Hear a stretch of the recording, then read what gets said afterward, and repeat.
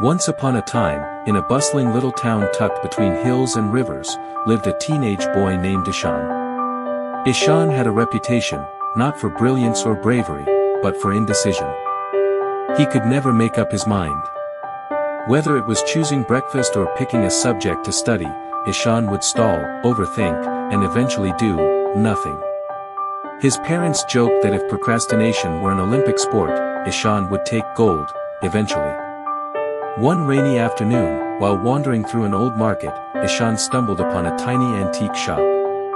It was run by a peculiar old woman named Maji, who seemed to know exactly what he needed before he said a word. "You look lost," she said with a smile. "I'm just stuck," Ishan admitted. Maji led him to a dusty corner and pulled out a strange object, a tall mirror framed in worn brass, fogged with age. "This," she said, "is the mirror of choices. It doesn't show who you are, it shows who you could have been." Ishan took the mirror home, skeptical but curious. That night, he stood in front of it, half expecting nothing. But the moment he hesitated on his decision to apply for a college competition, the mirror shimmered and showed a version of himself confidently speaking on stage, surrounded by applause. The next day, when he skipped a morning run out of laziness, the mirror showed a healthier, stronger version of himself jogging through the sunrise.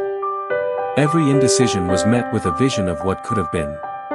Something shifted. The mirror didn't scold, it reflected. And that made it even more painful. Each missed opportunity became a silent lesson. So Ishan decided, no more waiting. He started small, waking up on time, tackling assignments early, even joining local events. The mirror began showing smiles, friendships, achievements, not just what could have been, but what now was. He learned that every choice was like a brushstroke in a painting. Delay too long, and the canvas dries blank. Years passed. Ishan grew into a confident, capable young man.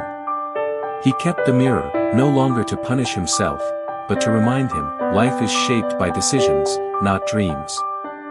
He began mentoring younger kids who struggled like he once did, sharing the lesson that changed everything. Regret is the shadow of hesitation. Don't wait for clarity, create it. In the end, it wasn't the mirror that changed Ishan.